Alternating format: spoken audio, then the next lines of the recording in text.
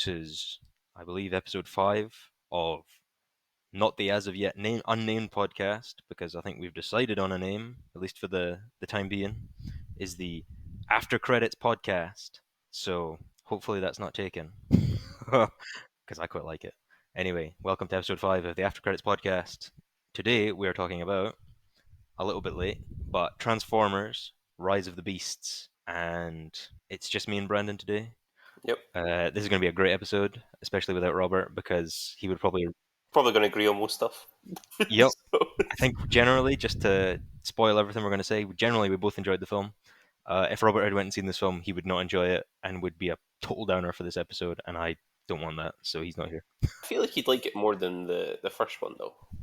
Uh, I still feel like he'd do a Flash, and we'd be like gushing for 2 hours, and he'd be Maybe. ripping in an asshole for 2 hours. Maybe. So, um, I don't want to take that chance. He's not that bad, but I just don't want to take the chance.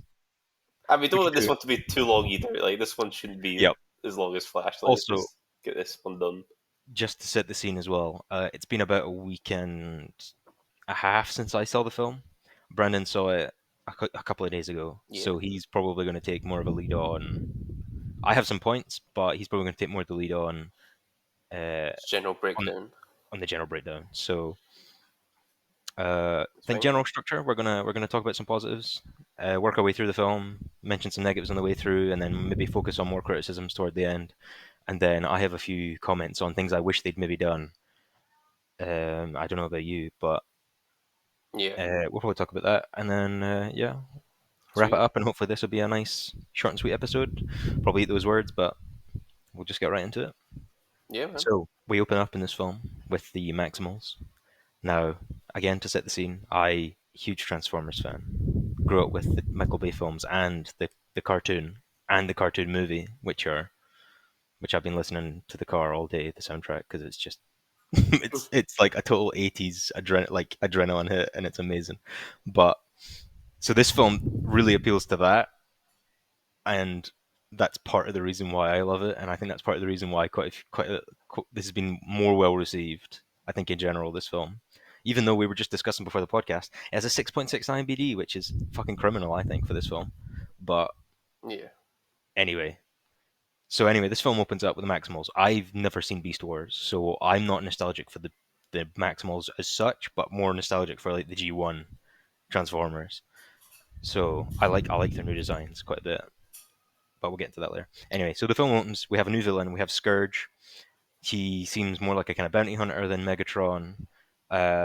Which I kind of liked. A little bit different. Yeah, I really like the scene where because I'm a big fan of them not really spelling things out, like any through dialogue anyway. Even though they kind of did spell it out visually in this film, where he kills uh, Grandmaster Ape or whatever the ass his name was at the start, who looked exactly like Optimus Primal, but just wasn't him.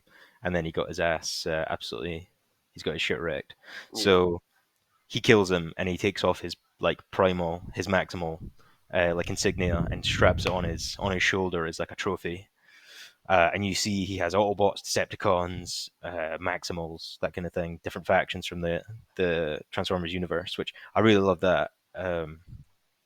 I think it was a decent enough opening for the villain. I think the problem is I, I mean, obviously this is a criticism pretty quick, but I don't think Scourge has the same presence as, say, like a Megatron would. Yeah, definitely not. Definitely not. And I think that's a general point of the film that I kind of missed. Is really think the Terrorcons really didn't live up to Decepticon presence. Yeah. I mean, I think they were fine, and I think Unicron was okay. So I guess right, not long after that, we get kind of introduced to Unicron, which has his cartoon accurate design, which is phenomenal. Just like a big planet looking thing. Oh, it's great, mate. See if you get a screenshot of like the old cartoon of Unicron and you compare it to the new one, it's like almost exact match. It's great, to the point where I thought they were going to tease him transforming into like robot form, which would Right. be wild. But that'll be. I've heard this is the start of a trilogy, and I really hope it is, because if this is where Transformers is headed, this is kind of the right direction, I think. Yeah. For sure. See, I've not watched like the cartoons or anything like that. It's like I really only know the films. It's like Unicorn means nothing to me, but Right. like from this film, it was a decent intro, I suppose.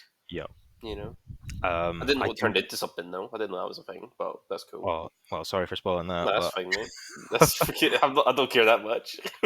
you know. well, okay. I also just watched the Transformers the movie from 1986 like this afternoon because it's been so hype, and just to kind of prepare for this. And I think in general, um, this film does an okay job of trying to incorporate some more elements from like that era. Obviously, the obvious ones are more like Optimus Prime's design and Unicron's design. But set in the 90s opposed to the 80s, so you get. I think the soundtrack in this film was generally pretty good as well. Pretty good at like setting the time period. It's obviously not. I don't think it's the typical music you would expect for a Transformers film, but I kind of I liked it. I mean, it didn't take me out to the like. There was no songs in it where I thought, oh, geez, that doesn't really fit. I thought it was pretty well suited. Oh, mate, I just found out that the guy who wrote this film also helped write The Flash, but he also did the Kenobi show. so, Oh, well, I Joby wish. Harold, this guy. Well, Joby, I wish you'd put as much love and effort into Kenobi as you did into. I don't Mm. know. I don't know what extent you had to do with Transformers: Rise of the Beasts, Apparently, they but made later, so I'm assuming I a mean, bit. it was obviously it's not a masterpiece, but I think it's the right, like I said, the right direction for Transformers compared to like the Bay films. A Transformers film is never going to be an Oscar-worthy film. You know what I mean? So I honestly, I don't know. I honestly don't know because see, if you watch the cartoon is very of its time, and some of the cuts and some of the like the editing and some of the kind of lines and delivery of dialogue is very right, of its time, and it maybe doesn't hold up. yeah. But I reckon the underlying story of Transformers you could make a really compelling trilogy of and have some really solid films. Well, hopefully, this is the start of that then. Well, hopefully this is the start, and hopefully this is the worst one because Ideally, yeah. I think you got a pretty good springboard here, and I think Mhm. this is probably a problem for later in the film. But I think the reason they kind of fucked the springboard a little bit in this one is they haven't set up much for the sequel. They kind of finished this film, but I wish they'd set up a bit more. Ironically, that's usually a point against the film nowadays is trying to set up sequels. Yeah. I think this one, if they were already planning a trilogy, just just give us some more stuff. Mhm. Especially, I think definitely a Megatron or a Starscream or even just a Decepticon tease. I think was kind of necessary because the Terracons are kind of gone, and there's I guess you're gonna just have to spend time in the next film setting those villains up again. I, So I wish they'd kind of just done it now. I guess it's like it might have been a bit too much for people to have three different factions all I'm in just the talking same post movie. credit scene, just like Megatron like in the ice, like in the first film, or something like that, or just Megatron on his way to No, Earth, that's fair. or Yeah. something like that, just to Yeah. be like, oh, the He's next film's coming. going to be Megatron. I guess the only point against that is maybe they haven't finalized a design for him, and Maybe. they don't want to do like an MCU Thanos where he just kind of changes throughout films. Yeah. Um, Yeah. but it's not the end of the world. But okay. So anyway, so our new protagonist in this film is our human protagonist is Noah, Yep. which I think in terms of Transformers human protagonist is probably the strongest one we've I gotten. think he's my favorite. Like, and I Yeah, actually do like Sam, but like only because he's a freaking idiot. You know what I mean? Like yeah, just because he's a moron. Yeah, he's stupid. But like Noah's actually like a you could actually get into him. You know, yeah. you can actually get.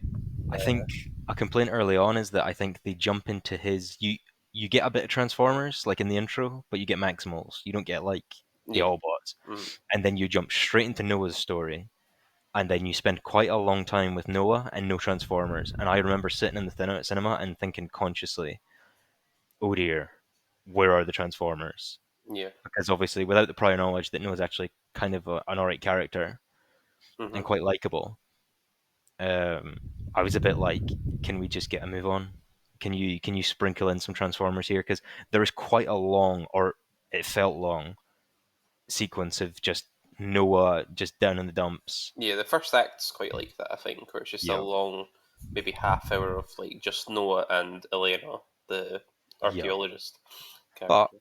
I think once the Autobots get in, it kind of picks up. Yeah, and at least at least they actually dedicated time for you to actually care about him rather than just like, Yeah, oh, Sam's gets bullied at school and he's getting his first car today. You know, like it's I like do. who cares about like I do.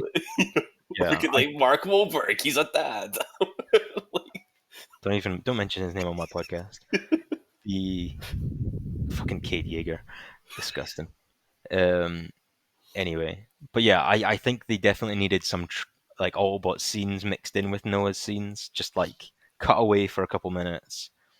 Obviously, you might lose focus in Noah's stuff, but I don't think I think if you keep it focused on him and then add in a few smaller scenes with the Autobots, maybe what they're doing beforehand, or just even just like a short action sequence with like Prime and mm. RC, just to show them because I think it does drag at the start quite a bit.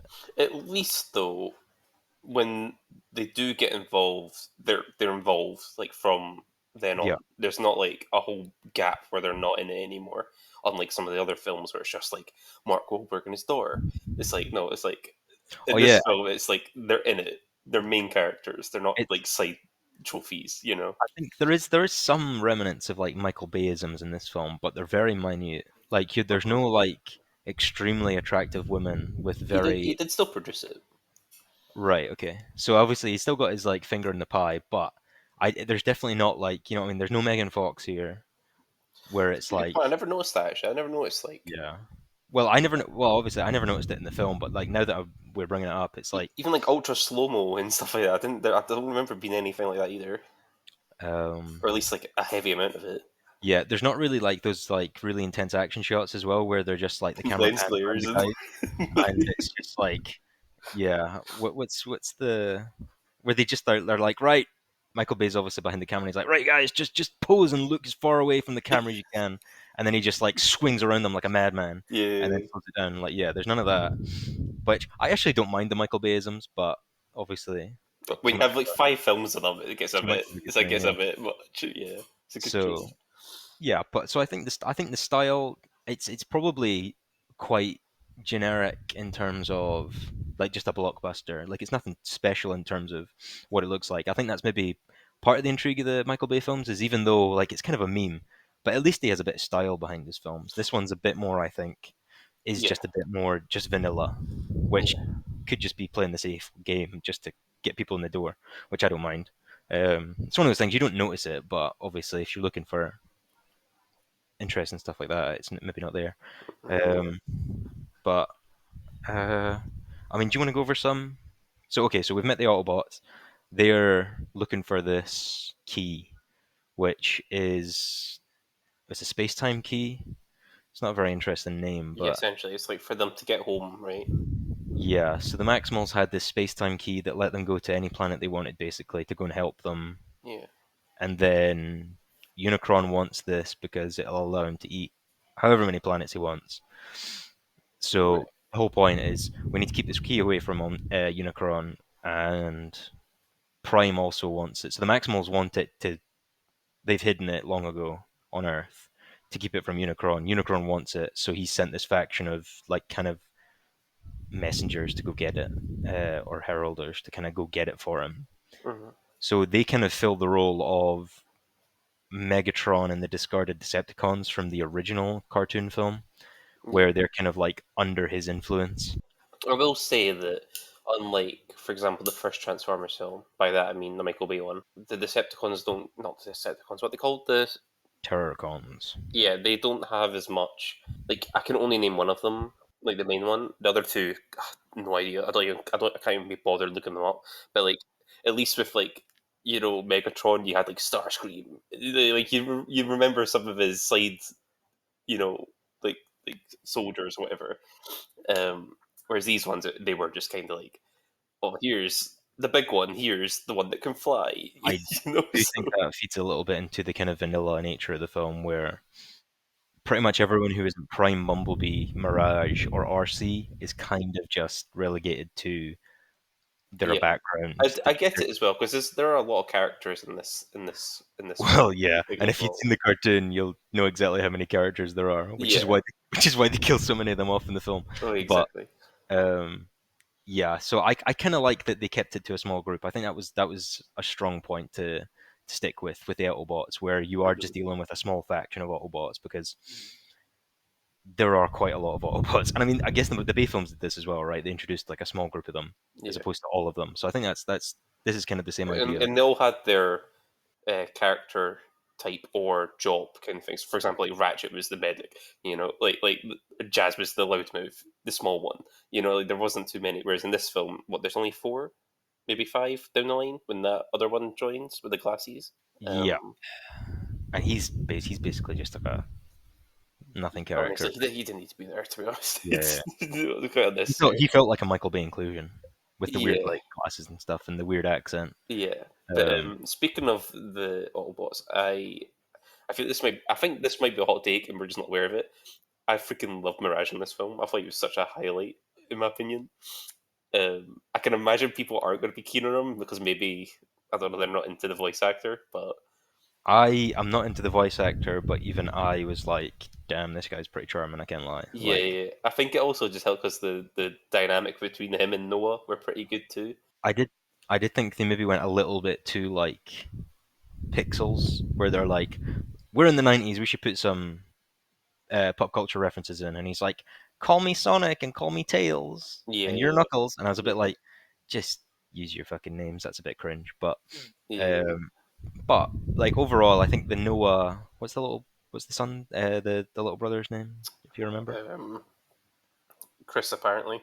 Chris. So Chris, Noah, and Mirage. I think that trio works quite well Yeah, in general, and I think Mirage is kind of the one I wanted to go like not I didn't want to go in hating because I love Transformers, but like as soon as I realized he was going to be the loudmouth, I was a bit like, oh, here we go. And they give him a lot of screen time as well, which could easily have been too much. But I think Pete Davidson actually does quite a good job with keeping him likable. as well as I kind of like that because it's like not that I'm sick of Bumblebee because he's like one I'm of my sick of favorites. I know you. Well, I think honestly, like I am too. But it's like I don't want him dead or anything like that. But it's just good to have get a new one and make him a little bit more standoutish. Yeah, Because all the other ones in the other films kind of just blend in the background. All you really have is Optimus and Bumblebee. They're the only two everyone can name. Whereas at least now Mirage is like a pretty big main character now. After yeah. this film, at least. I would say I think Pete Davidson works most of the time. I think there's a few times where I think maybe they go too far, where some of the jokes are a bit eh, or Yeah, maybe they do push it a little too they're not far. all But I gonna think, hit. It's a Transformers film at the end of the day. They're not all gonna hit. They're all gonna hit. but like, I mean, ideally you'd want them to all Well, work. yeah, yeah, Uh, yeah, yeah. but I think for the most part, I can't really fault it. He's a pretty good character, and he's pretty Hmm. fun. Yeah, Um, he's basically, I think, what Jazz should have been in the first one. pretty much. He's very Jazz. Yeah, Um, but I mean, extending that just to the voice acting in general, I think the voice acting was pretty great in this film. I think there was some, I definitely picked on some line delivery where I thought that was a bit shoddy, even from Peter Cullen, to be honest. There was a few lines where I thought, oh, maybe I should have picked a different take.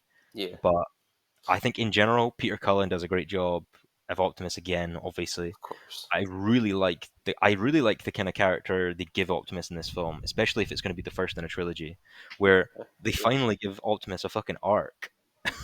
Like he doesn't like people, and by the end he's like, "You motherfuckers are all right." Yeah, Like, I quite liked how they made him sort of relate to Noah as well because they kind of did that whole thing where it's like they're both the big brothers of the family, so they both feel like they have responsibility to you know look after them. So I kind of bought into that. Like that works for me. I like that. Like they even just give you the moments of like Prime blames himself for trapping the Autobots on Earth when Yeah. he's like, "We should be home. Like we shouldn't be here." That's literally one line, and it's like that's all you need. You don't need to have a whole Yeah, spiel or but flashback. they do bring it up a few times, and it relates to like him relating to Noah and stuff like that, and I Well, think it's yeah, quite yeah, good. yeah, I'm just glad they actually gave Optimus because I mean, obviously he has like he's interested in the other films as well, but most of that just comes from his badass like delivery and what he's doing. But yeah, I really like that they actually kind of humanized him a bit in this one. And obviously setting up for like maybe sequels is he's now kind of an ally of humans, and then he'll kind of become the Optimist that we expect in the yeah. second or third film, I do which I have a really point for the voices, and I don't. It's got nothing to do with the actual performances themselves, but I think it was more to do with the editing. right. I don't know if you noticed this, but I don't know if this is for the other films too, but I really noticed it in this film.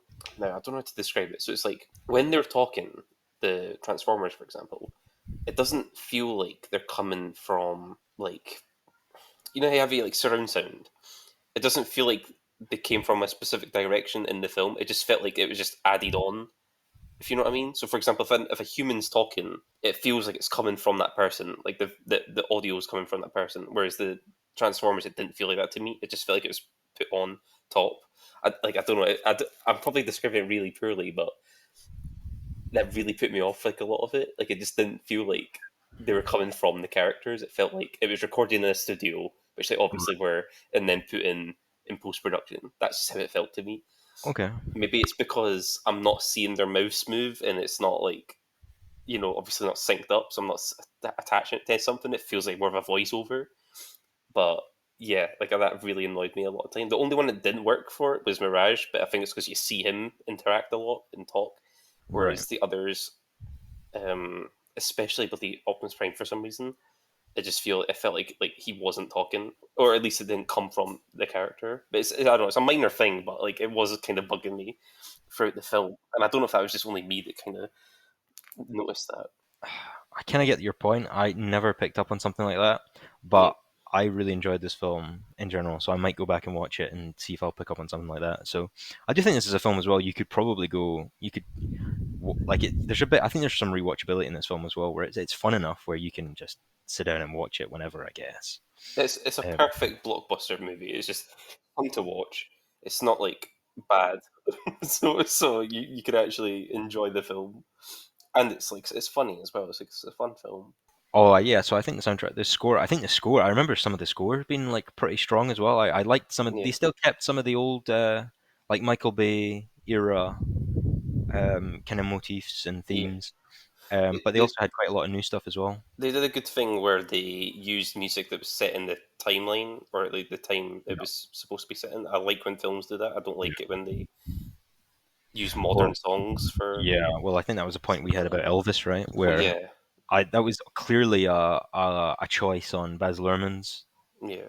Um, that was clearly a choice he made consciously, was to include like modern music, and I even get the point behind why he did that. hmm But I think you're right. That really put me off in the Elvis film Yeah, a few if you're times. doing a biopic, you want to be transported to that time.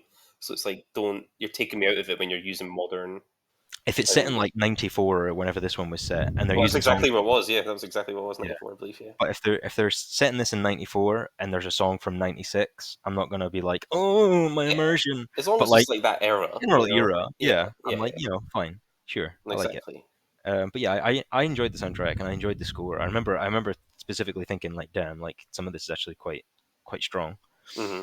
I think maybe a big I well okay, so I quite liked Unicron in this film. I think he was pretty faithful to his cartoon version. Okay. I wouldn't say he's like, because obviously, well, Orson Welles played him in the movie, which is obviously a big shoe to fill, even though Orson Welles didn't actually really give a shit about it. But um, Right. that was his last film, I think, as well, All right. or his last like film role. Obviously, you're not going to get Orson Welles back for this, and it's going to be kind of hard to replicate. I do wish his voice was quite a bit deeper in this film because in like Orson Welles is quite a bassy, deep, like Megatron. Like, it's real, like Yeah. it's like a presence. This one I felt did have that presence at times, especially later on in the film. But I felt his introduction, he felt a little bit thin for me, where his voice didn't quite have the oomph that I wanted from a Unicron. Especially, I think his first introduction, I specifically remember being a bit like, eh. But then I think there was maybe interaction later on when Scourge brings him half of the key, and he punishes him because he's like, "You're a fool, and this is only half." And I remember that being Right. quite good.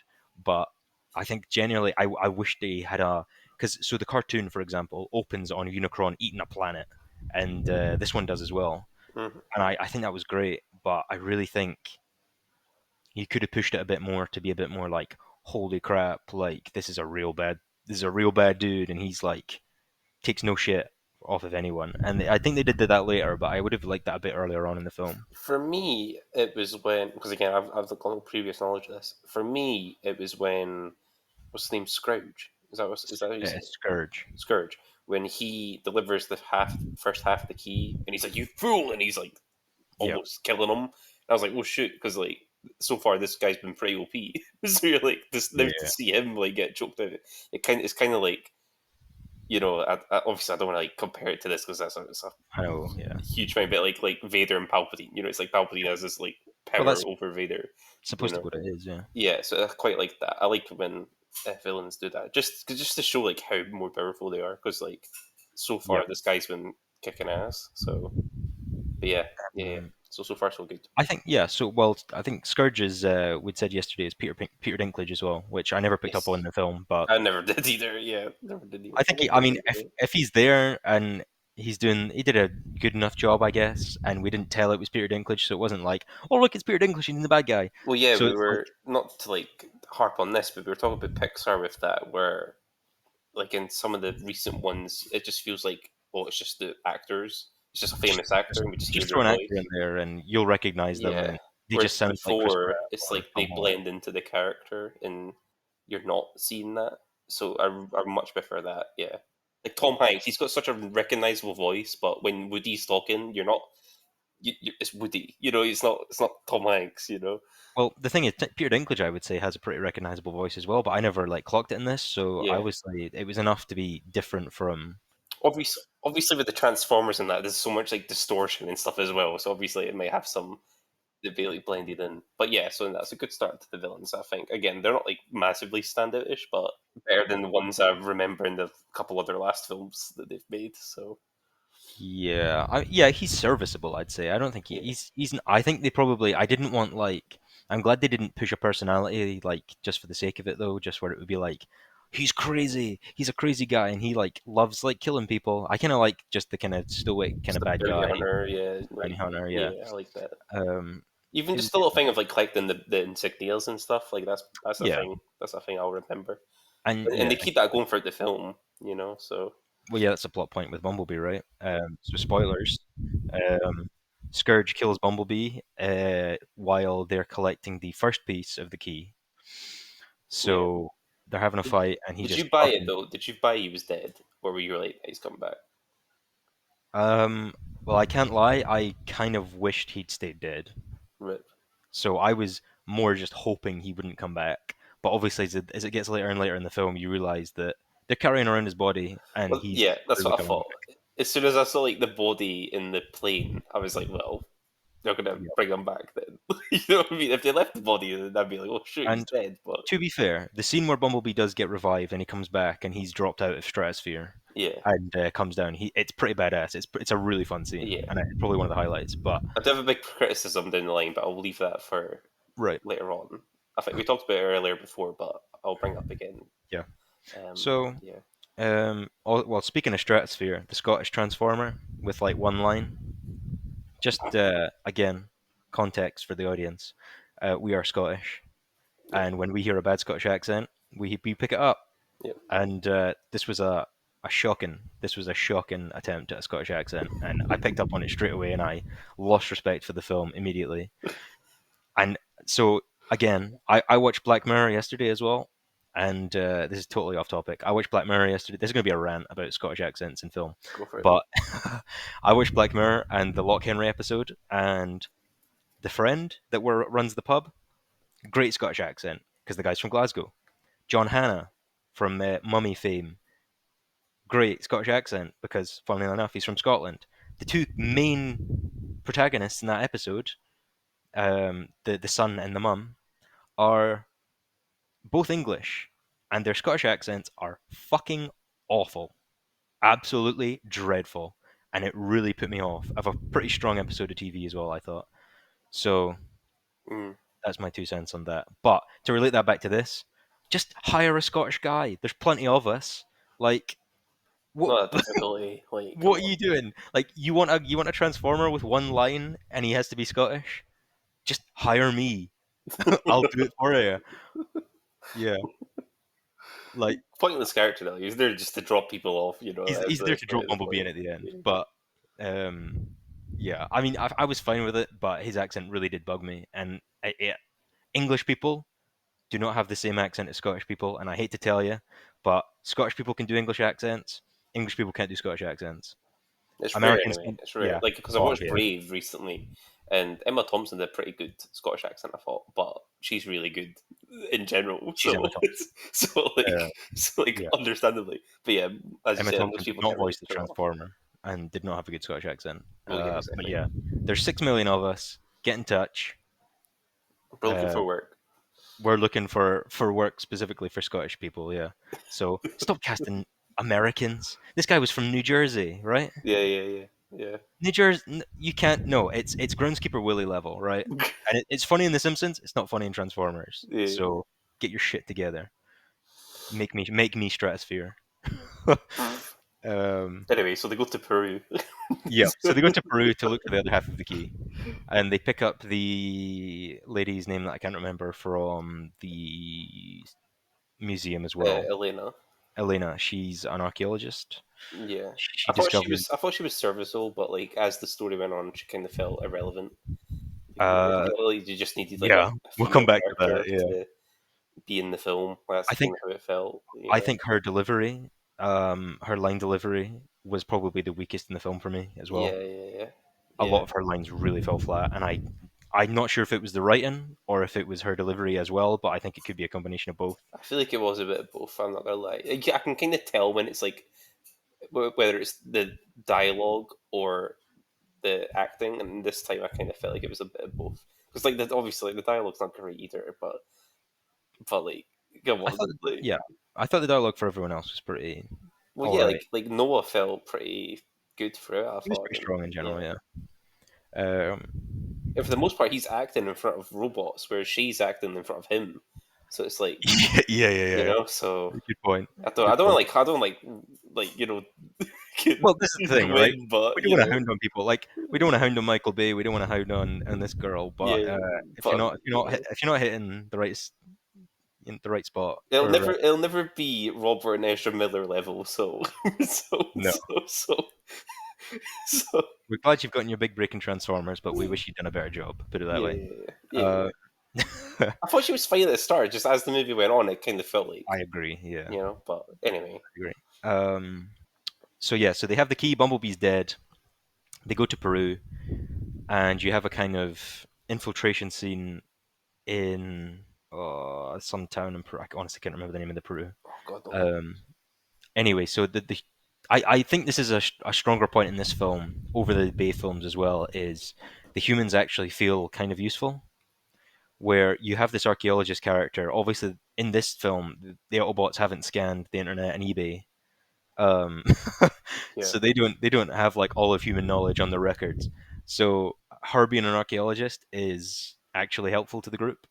yeah. So Optimus Prime has no fucking clue where to go, and she does. Which I actually quite So, like because I feel like in the more modern films it is like a big cheat code where it's just like, oh yeah, all boats know everything, and are it's you like, ladies man 297? yeah, yeah. Which Yeah, like that's funny, but like, that is funny. but like everything else going forward, it's Yeah, like they yeah. know everything, you know.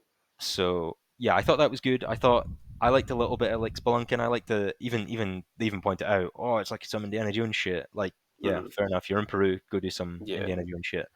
I Uh, actually liked how the human characters were involved for the most part in this film, whereas in the other films they feel irrelevant. It's just like, why do you need Sam to carry the cube? I think Like, why is Sam carrying the yeah, cube? He's the in most like fragile guy here. You know what I mean? Like, in my mind, Transformers absolutely can stand on its own without any humans. yeah, But if you're gonna put humans in a Transformers film, Noah and his little brother are the right direction 100%, versus Sam hundred Witwicky. percent. I feel like that's why. Yeah, it's funny because most people hate the human characters, and I feel like for a good cause. But like this time around, I'm like, Yeah, I really actually did like Noah. Like, yeah. I really did. So yeah, So anyway, so they go and find the other piece of the key, but it turns out it's not actually there, which is a little bit annoying in hindsight, because you've spent I, all this time in Peru and they're setting up them going in this tunnel and finding it, and it's not there. yeah.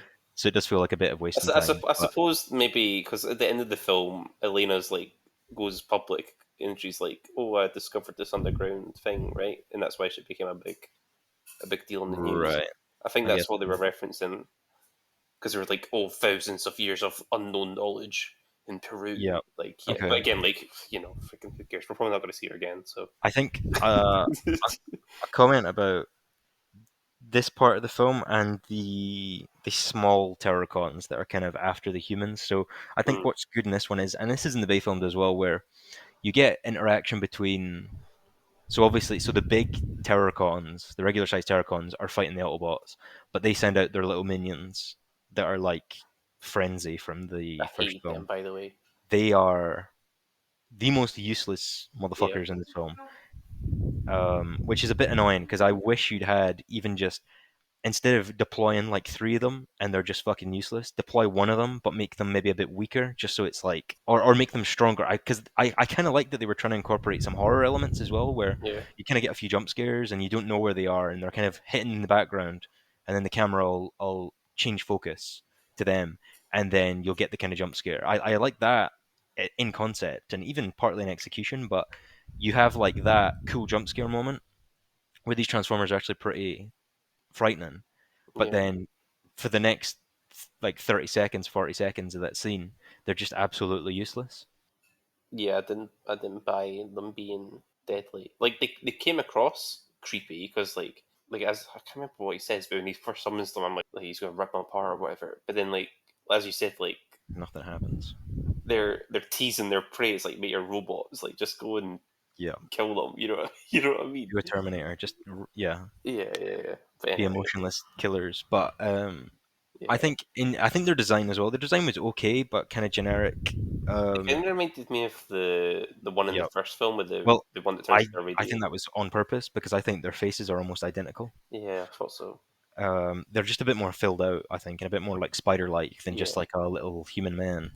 Um, yeah, but yeah. yeah, so then you get that, and then we meet the Maximals in the so well actually we have so they come out of there and they're like, oh, the key's not here, and then they leave, Mm-hmm. and then the Terracons chase the Autobots out the city, and I think you get probably the best fight in this film, which is the one where they're like going down the hill. So you have Optimus fighting Scourge, and you have RC and Mirage fighting like the surrounding Terracons, Mm-hmm. and like Optimus. To be fair, Optimus gets some really great lines in this film, where you kind of get a little flavor of like Age of Extinction Optimus, Right. where he's just like fucking done with these guys. Bumblebee's dead, and he's just gonna rip somebody's fucking face off, and Yeah, he says it as much.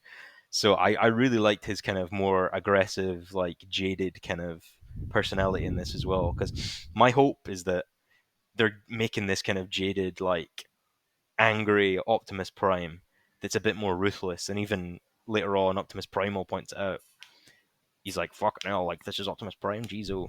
But I'm really hoping they do that in this one, and then by the third film, you get the old stoic Optimus Prime that we kind of know from the cartoon and the series of kind of the ultimate mentor, the ultimate leader of the Autobots. I'm kind of hoping that's where they go. yeah. So if that's what they're setting up, I'm willing to love this Optimus as a total badass. Um, literally says he's going to take Scourge's face and then just like beats the shit out of him down the hills, and it's great. Um, but I really enjoyed that fight sequence. Yeah, it was good. And then this is when the Maximals come in, right, and then the Terracons are like, oh fuck, let's go. The only thing that bothered me about that is that Scourge had no issue killing Optimus Primal's mentor, who was probably the most powerful of the bunch. You'd assume. Yeah, so he killed him in the intro with zero problem. Yeah. Literally zero issue. He was literally toying with him the whole time. Mm-hmm. So you've already set the Scourge character up to be like more powerful than any of the Maximals. And then the Maximals show up and he's like, oh fuck, we better get out of here. And I'm like, but you could take any of them any day. Like, why are you leaving? Right. So that was, I mean, obviously that's just like, I it guess needs to happen. numbers, but like, I mean, 'cause, like there sure. was a lot But of them to be like uh by then, and then like at the end of the film, at least they can summon like their little army or whatever you want to yeah. call them. But yeah, like then yeah, yeah. It's just And then I wouldn't like harp on that. what is so we have, what's her name from Everything Everywhere All at Once? Because she is the Michelle Yeoh, Michelle Yeoh. She's Air Razor. I think she was a pretty. I really liked her character actually. what the one that like The big which one? bird. Was she? Oh, the bird. Oh, she the bird. All right, I Yeah, see. yeah. I really liked her character. Yeah, she was all right. The only thing I didn't like was so in that fight. So that fight ends with the Maximals coming to save the Autobots, and then they all run off together. to a little human village, and you get a really nice moment with Optimus and Optimus and Optimus Primal, and Michelle Yeoh's character gets like a infection, like Scourge puts like an infection on her wing, and it starts to take over her mind. And she Yeah. has knowledge. It seems like she's kind of had knowledge of this, that this has happened before to other Maximals, that Scourge has done this before, or someone's done this before, and that she's aware that this thing is going to take over her mind, but she never tells anyone, which is kind of annoying because she's like, oh, this like Scourge leaves a mark or something like that. So she's like she's aware it's there, but then she never tells anyone. Oh, by the way, I'm starting to lose myself to this Yeah. thing. Um, and then obviously towards the end, she gets a like it takes over, so she becomes kind of part of Scourge's group, and then she has to get put down by Optimus Primal. I thought Yeah. that was good. I've a question, right? So is the Autobots turn into vehicles to blend into society, right? What's the purpose in the animals? Are they just? Is it because they're in the jungle, I or was trying to think this through as well because they're not from Earth and they already had their animal forms before they came to Earth. yeah? So I was a bit like, well, how who are they blending in with? Or like not even if they're blending in, but like where are they getting these designs? Because like he's a gorilla, like an Earth gorilla, and she's like Hmm. an eagle There's a cheetah and a and a rhino. cheetah. This is And like the start of the film, they're not on Earth, so I don't know if they've been on Earth in the past. I don't know. I like I said, I don't know the Beast Wars lore, like I do the other one, yeah. the regular Transformers lore. But I mean, I It guess was it's on my mind, but it didn't like ruin the film or anything. But I was just like, what yeah. is the purpose of like? I'm assuming it's just like what they looked like in the cartoon or whatever. Uh, Yeah, but yeah, they didn't I do. do like the idea of like Transformer animals though. Like it's cool to have them side by side with the It's Autobots just just for that variety as what the well. Power Rangers, mate. It's like when they turn into the big robots. That's the vibe I got. So, Yeah. But I thought Optimus Primal was really strong in this film. I thought him and Optimus Prime. I really liked some of his lines to do with like his view on Optimus Prime of like, oh, this is the great Optimus Prime. He's not what I expected. He's kind of a bit broken and stuff. I like the yeah, little lines like that. And I thought probably some of the strongest stuff in the film was when you did go to that little human village and you see that there's like native Peruvians, um, like who've been helping these Maximals for centuries, and they have kind of a symbiotic relationship.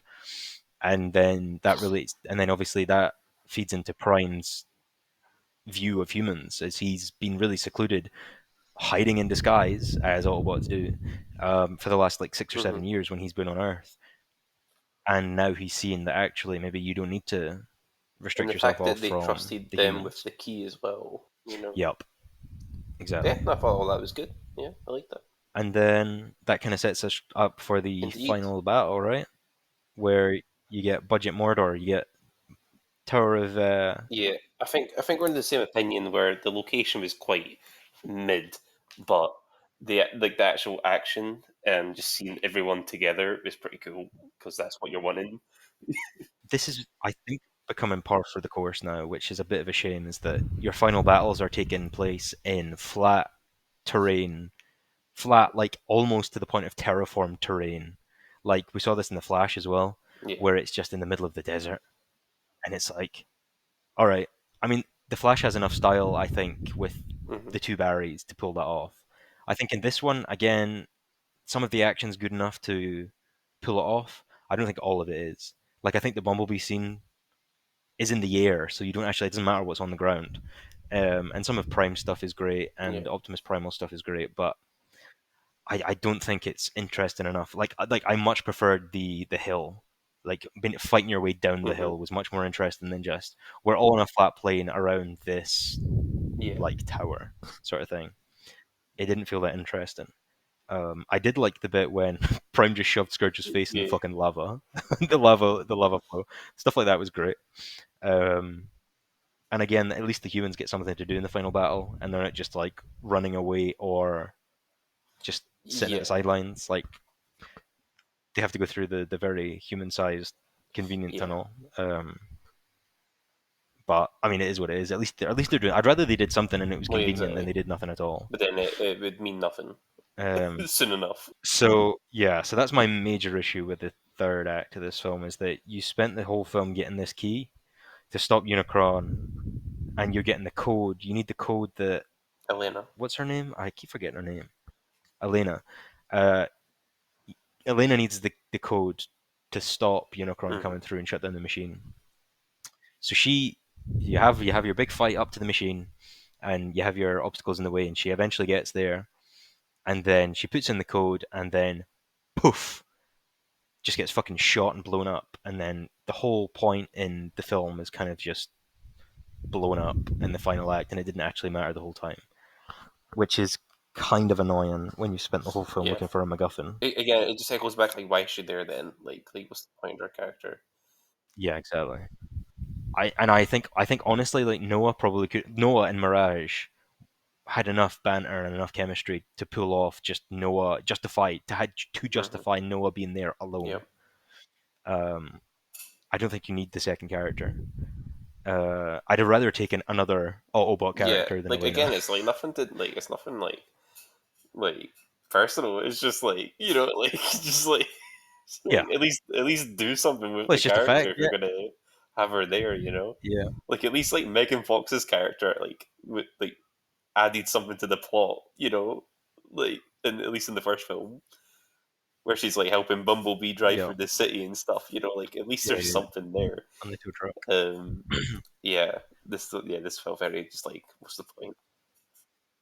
I think my other complaint with the final battle is that you show the Maximals the whole film in Hmm. animal form, pretty much. And then at the very end, I don't know if this is just like a nostalgia bait for Beast Wars fans, but then they have like Maximals maximize, and then they Yeah, transform into their robot forms, and they join the final battle. yeah. That might be cool. The problem is, I would much rather see gorilla form fighting or Hmm. cheetah form fighting robots than robot versus robot, which we've Well, seen like in the like issue is, eight it's films like before. we've gotten to know them looking like that up until that point, and then as soon as the main battle happens, I'm like, oh shoot, like wait a minute, they all look the same now. Like I don't know who's who. You know, Well, for one, yeah, which one's which. But also, it's just not as interesting seeing a yeah, robot wailing a robot. It's way more interesting seeing like a cheetah robot like stalk another like a bunch of robots or something, or like pounce on them and like exactly. rip And out their again, throat like from if behind or if something. if why didn't they transform beforehand? If that was like their battle form, like like I don't know, whatever. I don't It's know. not again not that big of a deal, but it's just like I would have preferred it. You know, I think that was kind of a big deal for me in the final act because I was already not right? really liking the final act too much in terms of like it looked a bit boring. Like they could have even just done a Mustafar, I think, and just had like lava around them as well, and that would have even just made it a bit like because it's literally just a black like Yeah, ashen plain with like a valley around it. And actually, to be fair, I really like the shot when Scourge is like they don't expect the Autobots to be there, and then did they get a transmission or something, or they get information that the Autobots are coming, and he turns around and looks on the crest of the hill, and yeah, Optimus is like stood there just looking at him. Like I like yeah, I like stuff like that. That was a good shot. Um, but and I do think there is a little bit of style in this film, even though said there kind of wasn't earlier. But like I think that was probably like this film, considering it's called Rise of the Beasts, you don't get much of them, yeah. and when you do, they're Hmm. in robot form. So it's like we already have not only have we seen it in previous films, robots fighting robots, but you've also in this film already seen it, as well as in that very same battle, Optimus is already wailing down on guys, and so is Bumblebee and RC.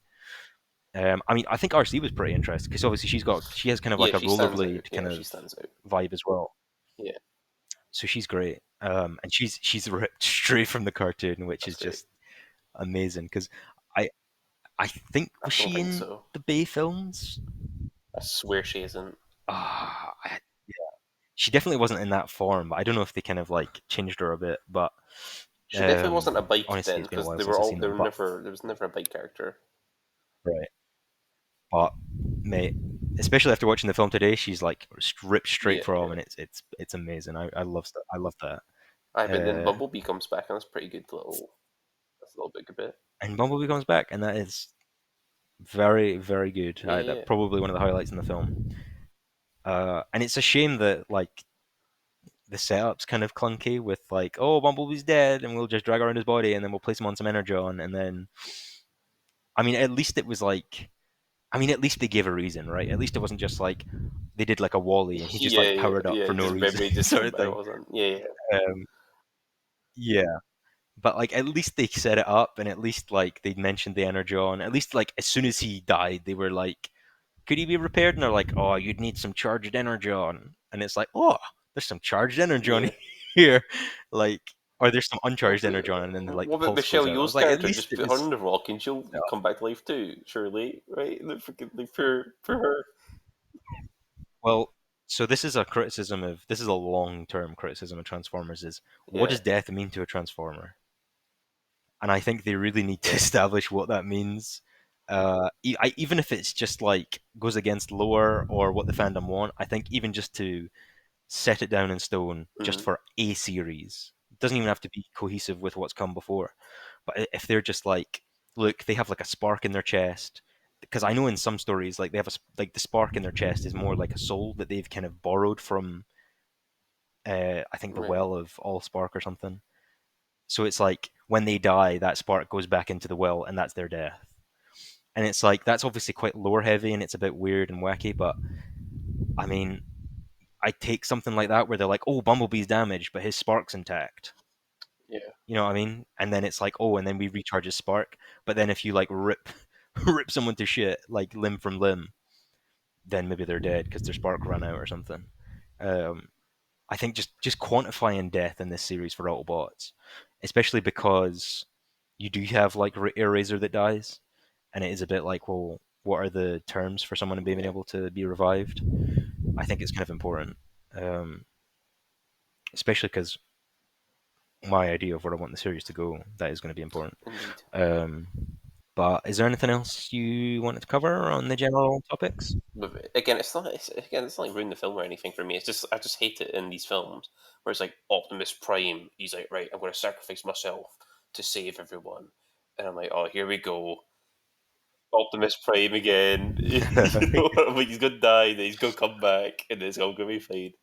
The issue is that we get that three times in this film with Bumblebee, Optimus, and Mirage, where they all have like a death and then they all come back, and it's just like, come on, guys, like at least commit to one of them, And if you're gonna do it. well, that's the thing because I think you could commit to either one of them, and they would be well, Yeah, maybe not Optimus, but I think you could commit to Mirage or Bumblebee dying, and I think it yeah, would be pretty like strong if you it's committed tough to it. because like Optimus, like you do need him for the feature films because he is like the main one, right? It's like you do. Even if it's just for marketing, because like he's the most recognizable one. Bumblebee's tough because he's a fan favorite, and he just came off having his own film. So why would you kill him? It just feels random. But with Mirage, it's like you've built him up so much in this film, where it's like I would like to see him going forward, but it's like I guess he's the one to die if I'd have to pick. But it's like it's such a shame because like the other two characters have been in 8 films, so Well, this is the thing, right? As well. Well, there's no point in killing a character that mhm. you don't care for anyway. So I'd have rather they just killed Mirage Yeah, because I quite enjoyed his character. But you know what I mean? If going forward in the future, if he's not absolutely relevant to the plot, or he's mhm. not as interesting as he was in this film, or he's not as strong as he was in this film, like unless they've got something big planned for him, which will come into Mhm. my ideas later. Unless they have something big planned for Mirage, I would Yeah. rather he just went out in this film It was because a I good think that would death have been as a pretty well. strong Yeah, death, and I think it was a good death. Yeah. And it was pretty brutal as well because he's just like shielding it. It's not even like he can do anything. He knows he's out of his element, and he yeah. knows this character is much stronger than he is because even Optimus can't take him earlier in the film. So he's literally just shielding. He's just Hmm. buying the time he can for Noah. Yep, yep. And that echoes back to like you actually care about Noah, so it's a worthy sacrifice. It's not like oh he's killing himself for this guy. Like Yeah. oh I hate that. It doesn't feel unearned. So yeah, and yeah, it's tough. I get why they made the decisions, but it's just like don't. I think it was the Optimus one that annoyed The me the other most thing because is, it literally he's like, "Oh, I'm gonna yeah, die." I agree. Everyone run away, and he's instantly like saved. I'm like, well, what was the point?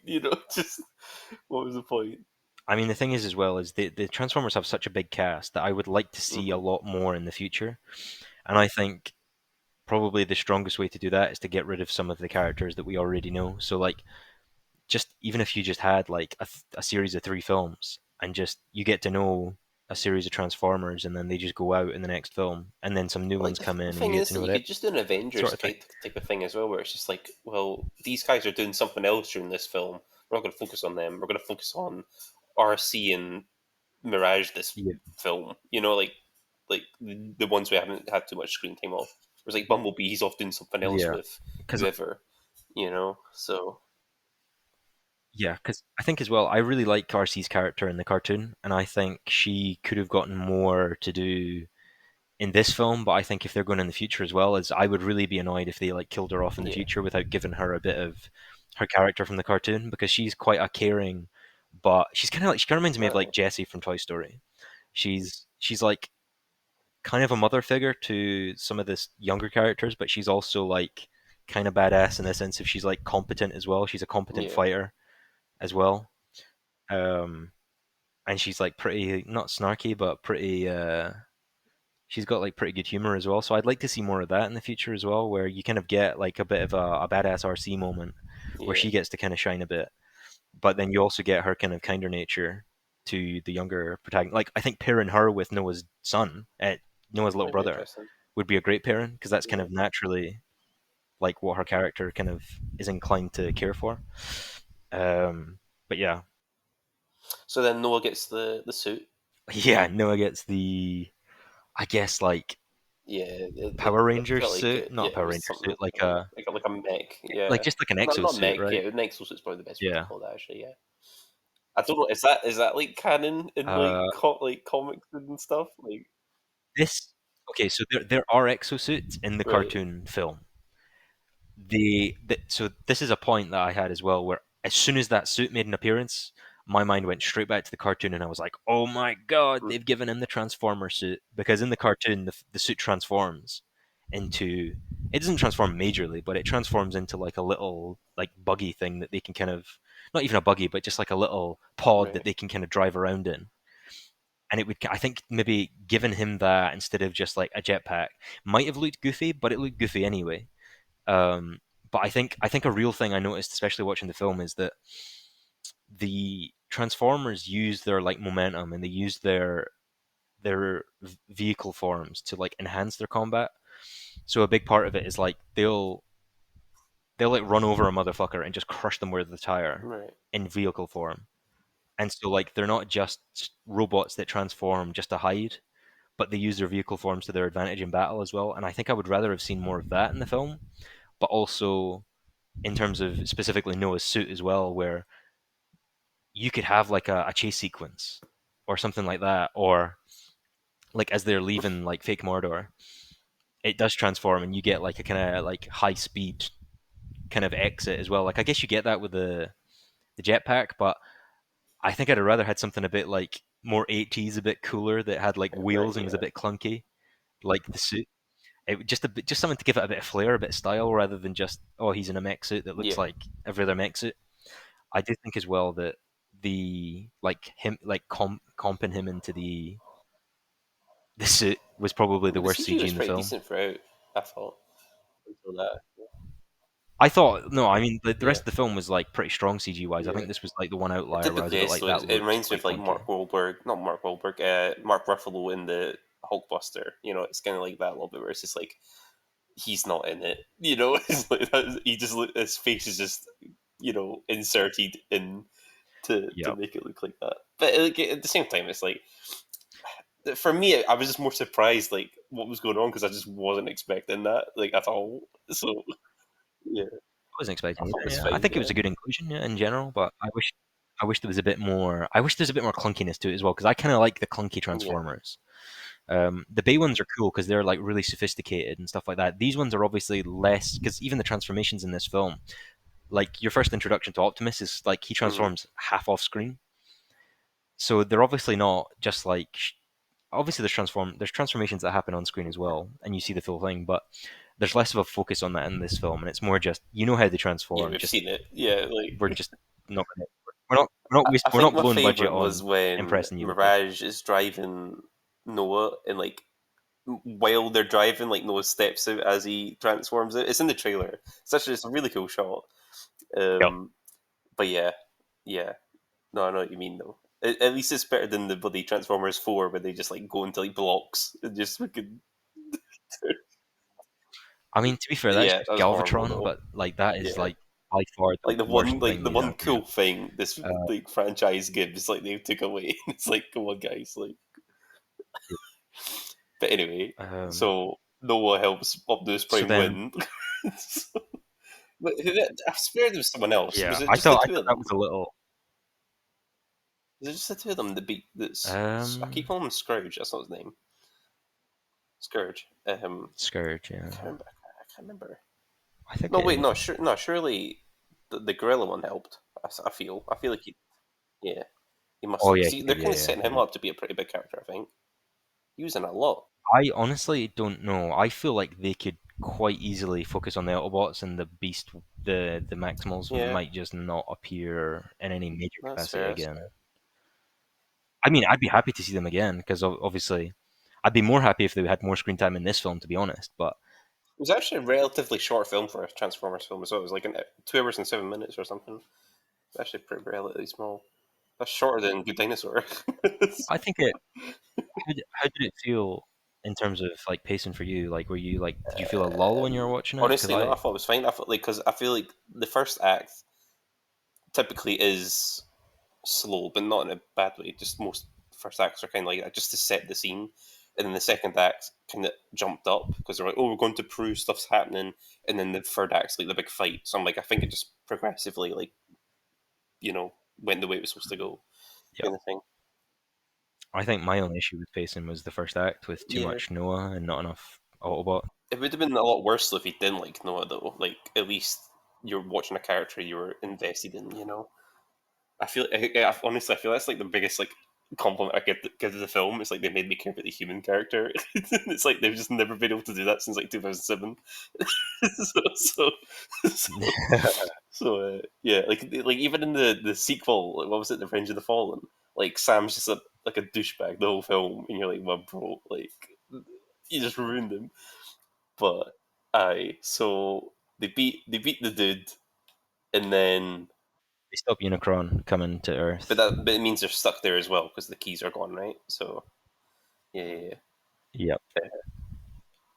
So this is I'm happy to go into maybe like things that I thought they were going for or Well, we whatever, got we unless got you to had any other mention points to go over on the the little GI Joe thing at the end, yeah, which I just was not expecting just at an all. absolute. I pissed myself in the cinema It was pretty because they wacky, hint wasn't at it? it, not hint It at was it, but like they pretty. get they mention the card, and I'm like, what's on the card? I'm like, show me the name because I feel like it's supposed to like surely this company is like a big deal in the franchise or something.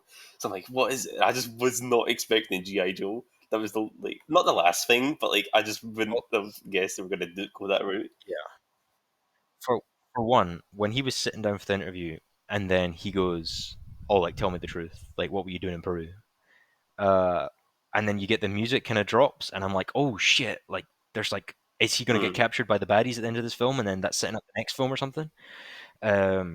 And I thought this guy was a bad guy. And then I was like, oh. And then he's like, oh, we're part of a secret government organization. And I was like, oh, that's how Yeah. they're getting Sector 7 into this film. Like from the original series. And I thought they were going to get, what's his name? Jesus from The Big Lebowski. What's his bloody name? Um, Jesus. oh, he's, is he Falcone and not Oh, in oh, I the know you're Batman? talking about. I'll look him up while you're going on. Yeah, yeah. Well, anyway, I thought they were going to get that guy in a little bit to be like, I thought that like when they opened the garage doors, I thought they were going to be like, oh, we're Sector 7, and he was going to be Right. there, and that was them like setting up like Sector 7 being an actual like, because Sector 7 was kind of just like nothing in the original Yeah. series, but if they'd actually managed to like make it like a cool thing in this one, I'd have been like, That's on it. board. Yeah. Yeah. John Turturro, yeah. I thought he might have been there as a little cameo, but and then they show you the card that's GI Joe. The other thing is, I'm not that Yeah. familiar with No. GI Joe, but that was a really fucking boring Yeah. garage Yeah. That that they wasn't showed much you. there. Yeah. There wasn't much there. I was expecting maybe like I don't know, like an interesting character to be there or like interesting tech or something that you could show off, but it just seemed like they were like, we want to set this up, but we've not actually done any of the work yet, Yeah. so we'll just throw the name in. So the other thing is as well, I think I'd rather like fair enough if you want to do your big expanded universe thing, but I would very much like this to just stick to Transformers. I'm not. Yeah. I go to the cinema to watch the Transformers. I don't. I mean, if they want to do an Avengers film that's like a team up between Transformers and GI Joe, fair enough. But like, Like keep all that that on like a means is that we're separate gonna have thing. more Because human characters. You know what I mean? It's like that. Like let's not do that. yeah, know. it's just not it. Like, because ideally, this is part of the if part of my like wish list for this film or the next films is I thought at the end what was going to happen was is that well, not at the end, but towards like the middle point of the film, I thought they were going to get the key and Optimus was going to take his band of Autobots and they were going to leave after the final Mm, battle and they were going to go to Cybertron. Because considering how many of these fucking films we had, we've never seen Cybertron in any yeah. major capacity. Uh, in any way that would be cool, anyway, for like actually seeing the Autobot homeworld or the Transformer homeworld. And I thought it would be such a good idea to have like the first film be on Earth, them trapped on Earth. The second film is entirely on Cybertron with the Autobots or something like that, and then the third film is then back on Earth or something like that. Because especially after like the Cybertron games as well, like those are really class, and I really like just I would really like, and even just the scene in Bumblebee, I would just really like a Cybertron based Transformers film. Yeah. Um, and I honestly thought that might have been where they were going, but I was kind of disappointed that it's just going to be on Earth again. Um, I also thought they might. I okay, so I thought they were gonna. I thought maybe they're trying to set up a loose adaptation of the 1986 film over the course of three films, which is like that would be my dream, right? Like if I was going to write a Transformers trilogy, would just be Yeah. extending that story over three films. And I thought maybe what would happen is obviously Unicron's your big baddie. You've set him up in film one. He's going to be the big bad until film three. Film two concentrates on your Megatron, your Decepticons, and then maybe at the end of that film, you have your so in the cartoon, you have Hot Rod, a very young character that's kind of Mm, reminiscent of Mirage. They're quite similar. They're just kind of witty, like back chatting, young, plucky Transformers, and they even have a little human sidekick. Uh, and basically, he's part of the reason that Optimus gets killed by Megatron in the cartoon. And then he eventually takes over as the leader of the Autobots. And I would love, because obviously Peter Cullen's not going to be around forever as well. He's getting old now. I think it would make sense to kind of phase Optimus out, even though he is the poster boy for Transformers. Try and set up a replacement because you're not going to get away with another voice for Optimus. I don't think. And I think I don't know if everyone shares this, but I'm a real sucker for Rodimus Prime. I really love his introduction and his character. And it's too quick in the cartoon. That's the problem. It's a bit quick. But if you're going to split it over three films, my major thing with this film is what I would do is either make Mirage Hot Rod so that he eventually takes over as leader of the Autobots, and he's a totally different character in terms of he's much older and wiser by the third film. So you've seen his kind of progression from like low level Autobot who's just a shit talker to leader of the Autobots that everyone trusts and respects. Uh, but if I was doing a dream rewrite of this film, I would scrap Mirage and I would make him Hot Rod from the beginning. And I would just make that arc happen over three films, where maybe in the second film you have your Optimus and your Megatron death, they kill each other, and they actually just stay dead. And then, yeah, for the first time in forever, uh, for the first time ever, they actually kill each other. They actually stay dead, and then you have like a new batch of Autobots in the third film, and you have your Galvatron as the bad guy, and then the third film ends with like Rodimus beating Galvatron and killing Unicron. I just think that would be fantastic. But I honestly hope that's where they're going. If that's where they're going with Mirage, or even if they introduce Hot Rod, that is like yeah. actual ecstasy for me. Uh, and I mean, they can't ever get worse than French accent Hot Rod from fucking Was last he night in because that? that is just an absolute sin. Uh, He was Anthony Oh, Hopkins' French butler bitch, which see, was fucking dreadful. I can't believe that my favorite Transformer, and they did him, dear me. they massacred my boy. But yeah, I would just love an adaptation of the original cartoon. And I think it's a strong story, and the only thing that lets us down is that it's restricted to an hour and 24-minute film in the original. But if you're going to extend it over like 6 hours in a trilogy, mate, it could be absolute class, and it could be a 10 out of 10 Transformers trilogy. So I don't think it's like too far to stretch to say like these films could actually I be. do think the groundwork in this film is a good place to start. Like clearly, I think it's good groundwork, but ironically, like I said earlier, I don't think they set up anything new apart from GI Joe. Like I'd rather they set yeah. up more Well, like Transformers things than yeah, like GI I Joe. suppose they've set up the what do you call them, the animals. They've set up them a little bit, and they've set up Mirage. So like Mirage is clearly I going to be like a big player coming down the line. You'd think. but I'd have, I'd have liked maybe like a finale, like a post-credit scene. Like if I was doing this, I would have liked maybe either like ideally like a Megatron tease, a Decepticon tease in general. Yeah, set up the next villain, or something to do with like the Dinobots, but like actually do them right this time. So like set up that, oh, we found these, like maybe instead of meeting GI Joe at the end, he meets like some like Sector 7, and they've dug up the Right, right. Dinobots or something like that. And then you see like a Dinobot like encased in rock and something in the background, and then the next film is going to be the actual Dinobots, not the shitty ones we saw in Age of Extinction. So like Yeah, the Dinobots talk in the cartoon, and they're pretty funny, and they're dumbasses because yeah, they're meant to be like primordial. They don't speak proper English. They speak like me Grimlock. Like they don't speak proper English. It's like just dumb, and it's for kids. But like I would like a tease like that. And I think I was kind of expecting something like that, and it's a weird. I don't know what the demographic for GI Joe is yeah. like, because GI Joe I don't No, think is it's big in definitely the not. UK. It's definitely I not. don't know I've if it's I've just us, never but seen like a GI Joe like toy section, or if I have, it's been minimal.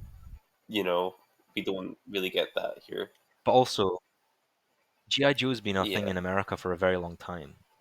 Not just because there was like a film about it and stuff, but I think the only reason we ever saw GI Joe stuff was because of the film, right? With like Snake Eyes and stuff.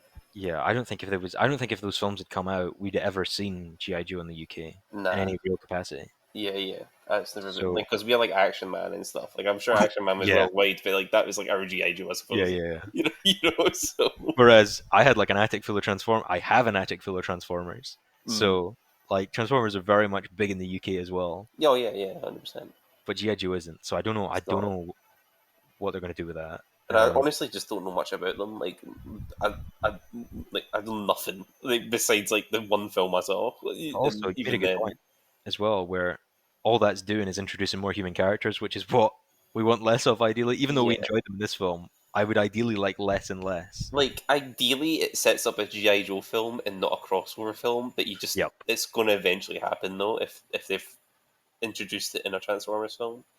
I just hope it doesn't affect the next Transformers film. Like it has its own franchise that they might kind of want to cross over. Because then I don't. Because what I don't want to happen is to reduce Transformer characters' screen time for more human character screen time. Because typically that never works out. Um, Yeah. so it's like, yeah, we'll have to see. I feel like that's the smart thing to do is just separate them for now. Like you've already laid the seed that Right. they're connected, but let's not get hasty. Yep. You know. Yeah, and at But least like we got Noah involved in that clearly, so it's like at least we know a character going in well, that's that's the thing as involved. well, is I wonder what capacity Noah is going to be involved in Transformers if Yeah, he's been pulled over to GI Joe. yeah. Because I don't want to, because like I don't want it to be a thing where we need a human friend, let's call up Let's call Noah. our friend You know, Noah. it's like like I hate that. You know, it's like you don't You're like Optimus Prime. You don't need Noah. yeah, yeah, yeah. There's a small tunnel that only a human can fit in. We need no. It's like, come on, man. Like we can Yeah. write up something different. Like Yeah. so. I think that's the thing, though, right? Is like, even though the humans are useful in this film, they're only useful because the writers had to have some. wrote something for them, knowing they Yeah. were going to have to do something useful. It didn't feel organic enough.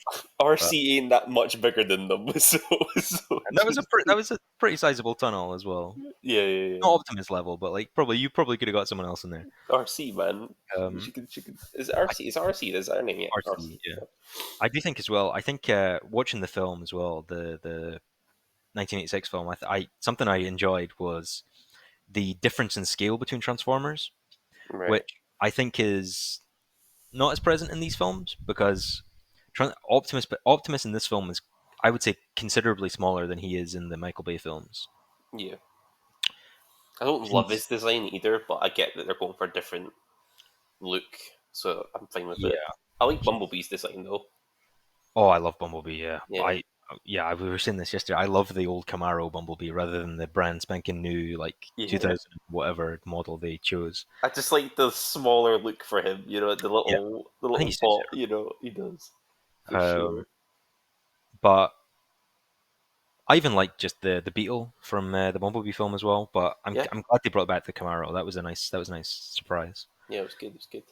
Uh, I think the designs in general I was pretty happy with in this one.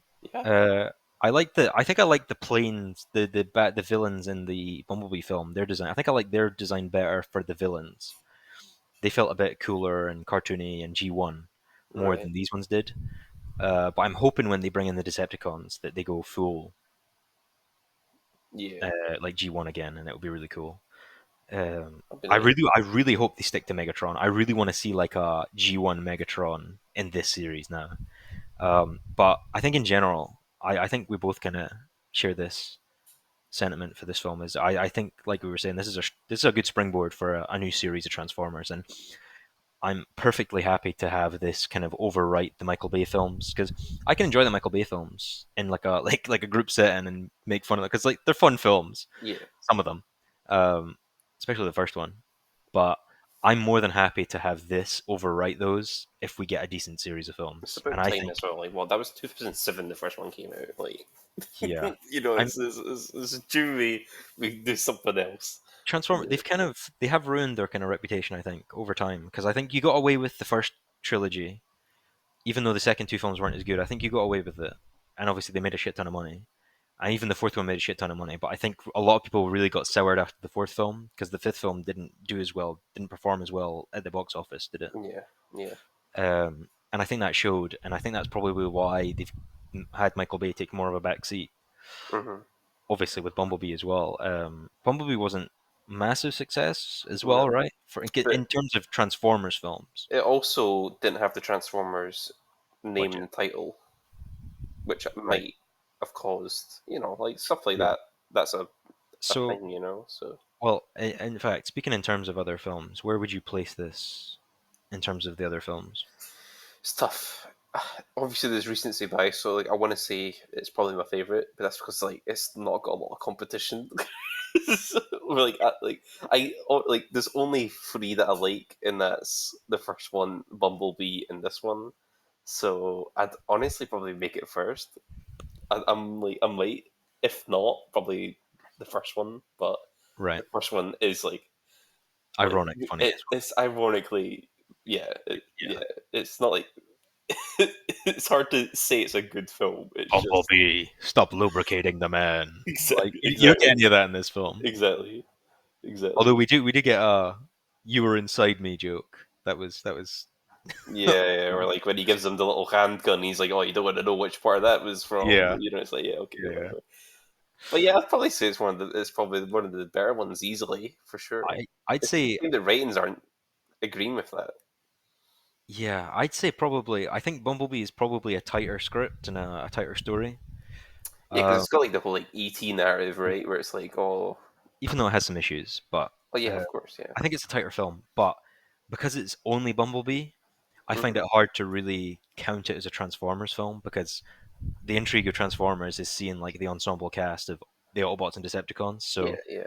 I think I prefer this type of Transformers film over Bumblebee, even though I like Bumblebee. But For if I was sure. going to go watch a Transformers film just for pure enjoyment at home, and I was just like, I just want a Transformers fix, I'm going to this one or I'm going to the '86 film, No, that's uh, fair. Yeah. or the first Michael Bay one. But that one's more of like a just I just want to watch some like Yeah, Transformers fever dream just unfold for a few hours. But yeah, exactly. um, yeah, I so did I did look at some of the ratings from websites. So, for example, IMDb's giving it a 6.6, which I think is pretty low.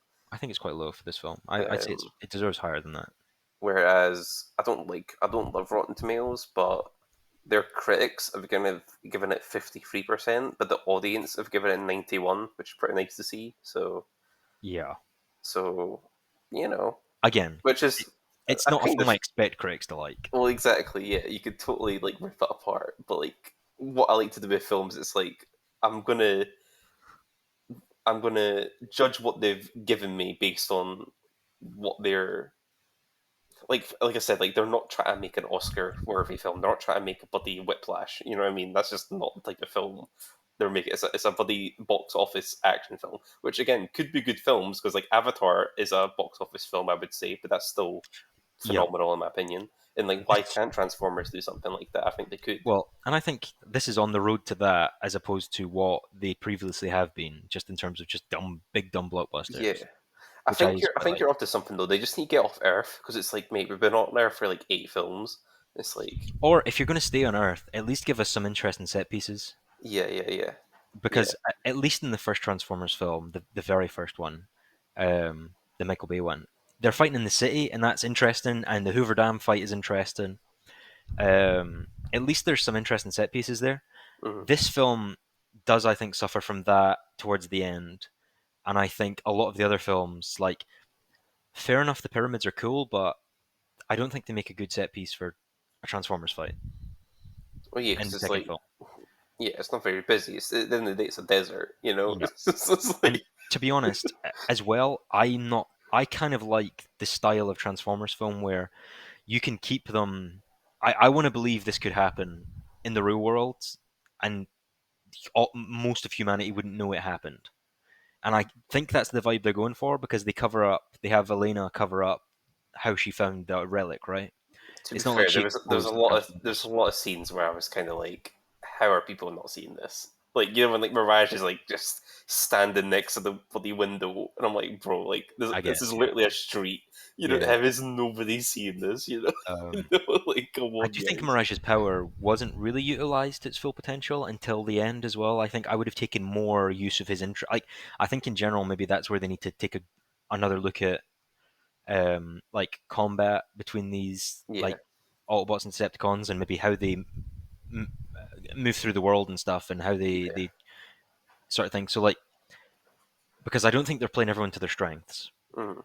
as well. They do sometimes they do just feel like, oh, they're just robots fighting. Whereas like like as you're saying, like what's their skill sets? For example, Mirage can have his duplication thing. Optimus is more just, you know, melee based. But then you have like maybe RC who's more, you know, she's Well, see, fast. She can glide around and stuff. Like she stands out. yeah, Where some of the others yeah. just kind of blend in, you know.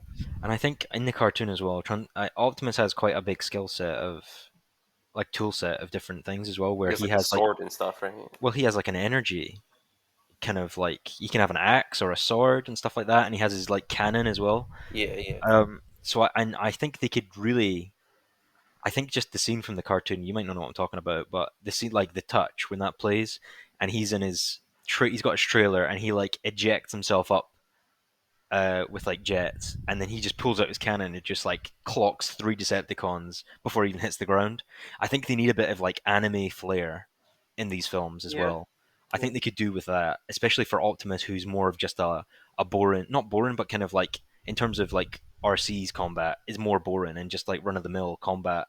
I think they really need to up the flair and make it Mhm. kind of stylish as well, where it's like fuck, like Optimus is really fucking cool. And I think Bumblebee was good enough in this film as well in that Yeah, regard. But I'd like to see like a tank transformer, and like you see his like turret on his shoulder or something in his robot form, and that can fire like mid fight. So he's like clocking this guy just to get him in like the right position so he can use his cannon, and then it's like point blank or something like that. Just like interesting choreography with these transformers and you playing them to their strengths. And I think that would be amazing. And I think that's really what the series needs as well is pick some interest in Transformers and then play each to its like a really strong like play each to their strengths.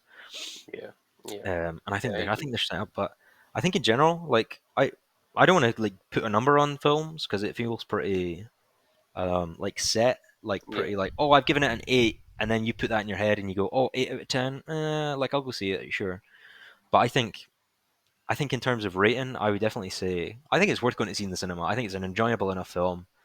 If you're Hmm. seeing it on streaming, same deal. Like you can clock. I think you can put this on in the background, or it's got enough substance for you to pay attention as well, where you can actually get invested in some of the characters.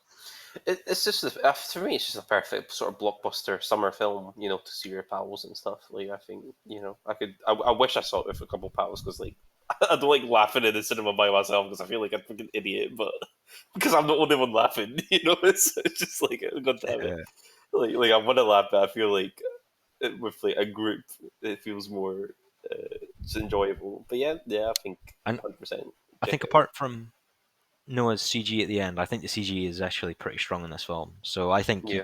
go see this on the biggest screen you can. Basically, I mean, we're putting this episode up a little later than because we actually hadn't started the podcast until after Transformers came out, really. Mhm.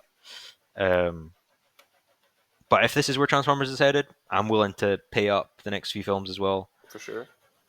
We do have a Transformers One, which is an animated film. I don't know what type of animated they're going for. I don't know if it's going to be more realistic or if it's going to be just like pure CG cartoonism. But Yeah. Chris Hemsworth is going to be a young Optimus Prime. I think I think they're setting it before Optimus Prime becomes Optimus Prime, See, and I'm assuming he's going to get the Matrix leadership in that film and become Prime. But I get uh, watch them guaranteed make like an Into the Spider Verse type of style because that's just what all the animated films are doing nowadays. They're just like taking aspects of that. Watch it be like I Puss in mean, Boots. I've still not seen Puss in Boots, but I can imagine them taking right? aspects of that just because it's I, popular, you yeah, know. I think Transformers could suit that style as well because it is. I think if they went a bit 80s with it as well and kind of embraced the campy nature from the 80s as Yeah, well, I think that could really work. I'll keep an open Um, mind for it for sure. but obviously, we haven't seen anything to do with it. Just the cast or some of the cast. So Yeah, yeah, so, I don't know how to feel about that, but I mean, at least I think it's kind of like this. Kind of feels a bit like EA Star Wars with me, where EA had the rights to exclusively release Star Wars games, and they kind of wasted it mm-hmm. over the past like We can do 10. it like 3 games over the span of Yeah, 10 years. It's like, come and on, like guys, you know what I mean, like the get your games were finger good, out. but they were nothing like home like I mean, Star Wars Battlefront 2 was good, and even I quite like Well, Battlefront 1. they had like Fallen Order, but that was like Yeah, their one those are game, banging games, yeah. Yeah, But yeah, I feel like it's kind of it feels a bit like that with Transformers with me now, where now that it's kind of out of Michael Bay's hands, hmm, at least someone else can get their hands on and maybe do something interesting. Where I think they should have been doing this from the beginning, where you have the Michael Bay films, but maybe someone else is doing something else with the Transformers, where you have kind of a split. yeah, Um, but yeah, I'm just glad that. I mean, if he's still producing, like fair enough. But I think it would be a wrong decision to bring him back in any capacity as like a director and give him like an old style film to do. yeah. I really think they need to embrace what we're going for now, which I'll take. Yeah, man, Um, for sure. but any closing points you wanted to kind of? I think that's me, man. I'm Yeah. I'm pretty happy with what we've discussed. Yeah, I So think. I think I might actually go see this again at the cinema now that we've talked about it because it's been a week and a bit, and yeah, There you go. I've got enjoyable too enough much film. Pixar to watch, so, Well, yeah. So so I think probably we should close out the episode with maybe like a little tease of what's to come. yeah, So expect the plan at the moment is to record a Indiana Jones 1 to 4 episode next week. Well, that'll be releasing next week, yeah, and that'll be in case you're watching this in the future. That'll be the week before Indiana Jones 5 comes out, The Dial of Destiny.